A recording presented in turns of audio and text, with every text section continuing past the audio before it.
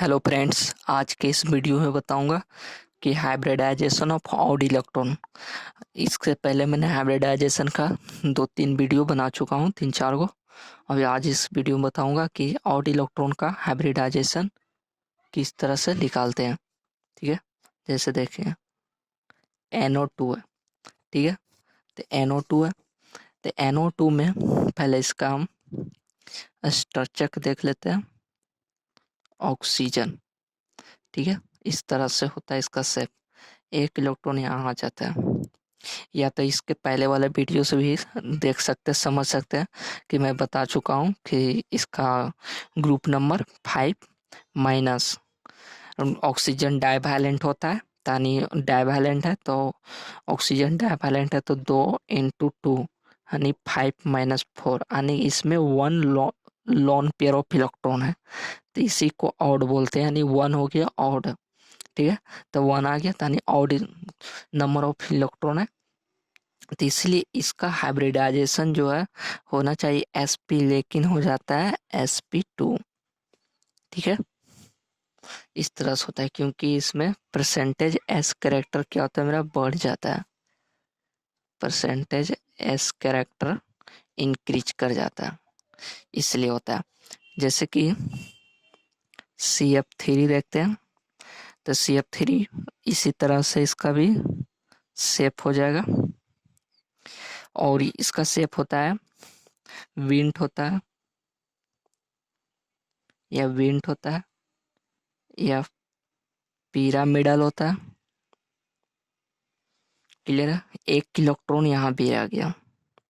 ठीक है, इसी तरह से भी इसी तरह निकाल सकते हैं। कार्बन 4 ग्रुप का है, माइनस फ्लोरीन 1 है, मोनोवालेंट होता है, यानी कि 1 इलेक्ट्रॉन बच गया, तो यहाँ पर 1 इलेक्ट्रॉन आ गया। ठीक है, इसका हाइब्रिडाइजेशन sp3 हो जाता है। क्लियर है, उसी तरह से CCl3 ले लेते हैं।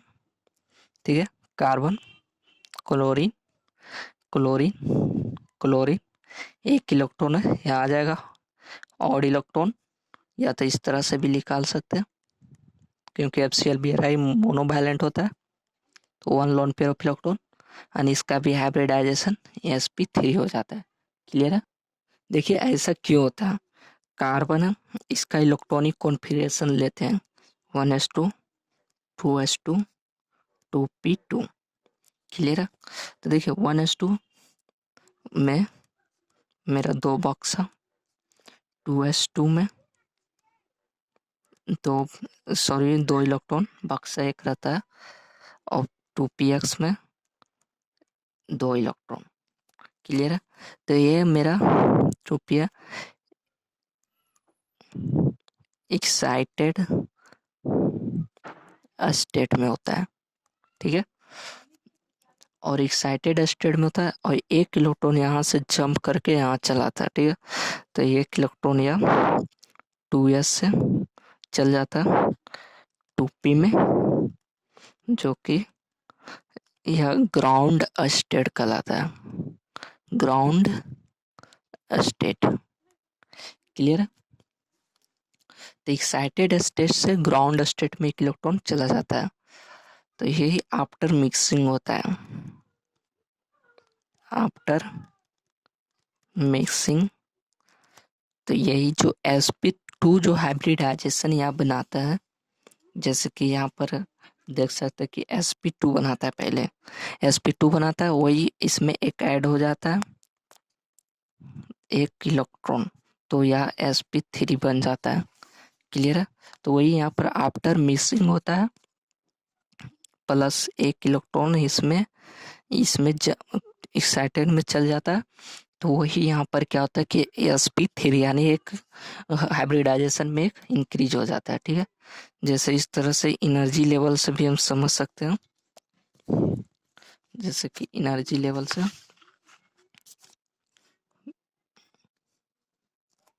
एनर्जी है, मान लेते हैं P है, एक इलेक्ट्रॉन है P में, मेरा एक हो। क्लियर है, बच गया यहाँ पर मेरा 3 है, तीनों भर गया 2 3। इसके बीच में जो गैप होता है, और एक्स है, ठीक है। तो ये यहाँ पर ये sp2 होता है। अगर एनर्जी ज़्यादा रहेगा तो वह इलेक्ट्रॉन को अपनी ओर खींच लेता है, वही ऐड हो जाता है, ठीक है। तो इसके कारण तो वह अगर कार्बन पर पॉजिटिव चार्ज है तो वह पॉजिटिव चार्ज है यानी कि मोर पावर है, तो वह इलेक्ट्रॉन को खींच लेता है आसानी से, तो वह हाइब्रिडाइजेशन में इंक्रीज हो जाता है। लेकिन अगर कार्बन पर नेगेटिव चार्ज है तो वह रिमूव कर देता है, क्योंकि उसके पास साइज ही बहुत ज़्यादा आता है, पावर कम जाता है, ठीक है। तो उस तरह से समझ सकते हैं एनर्जी के लेवल से। जैसे देखिए, if carbon is positive charge it is energy increase कर जाता है, ठीक है। यानी वह sp2 हाइब्रिडाइजेशन है, प्लस उसमें p हमको ऐड हो जाता है, तो वह sp3 बन जाता है, ठीक है। उसका गैप जो x माने है, वह गैप लेस देन x होता है तो होता है, ठीक है। उसी तरह से इफ चार्ज इज ओवर, इसी तरह देख सकते हैं कि if charge is over carbon is negative, तो मीन्स एनर्जी उसका क्या हो जाता है, डिक्रीज हो जाता है।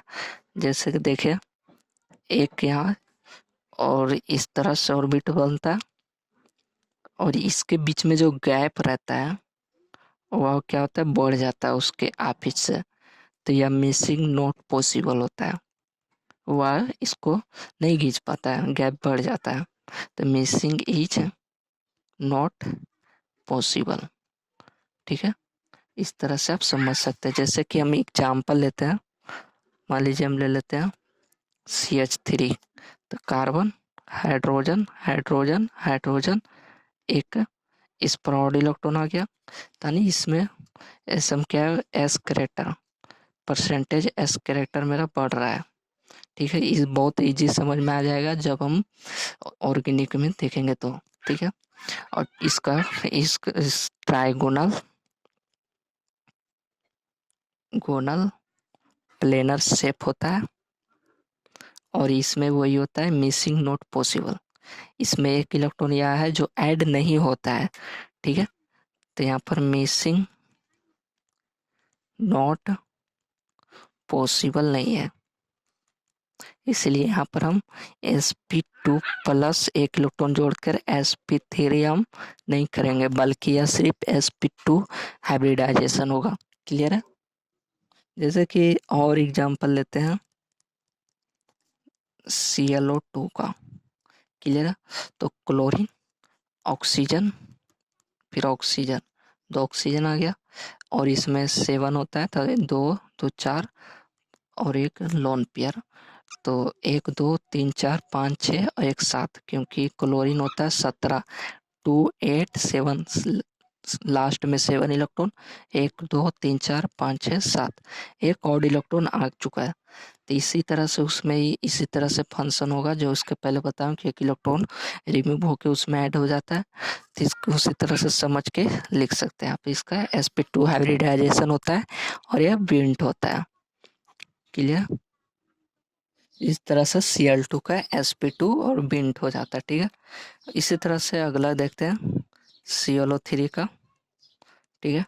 तो ClO3 का chlorine, double bond double bond double bond, क्योंकि इस क्लोरीन का 7 होता है लास्ट इलेक्ट्रॉन, एक इलेक्ट्रॉन बच चुका है यहाँ पर और इलेक्ट्रॉन, तो इस तरह से इसका उस तरह से अगर आप देखिएगा तो आसानी से समझ में आ जाएगा कि sp2 प्लस p जो एक इलेक्ट्रॉन इसमें ऐड हो जाता है, और यह आसानी से sp3 हाइब्रिडाइजेशन बना देता है, ठीक है।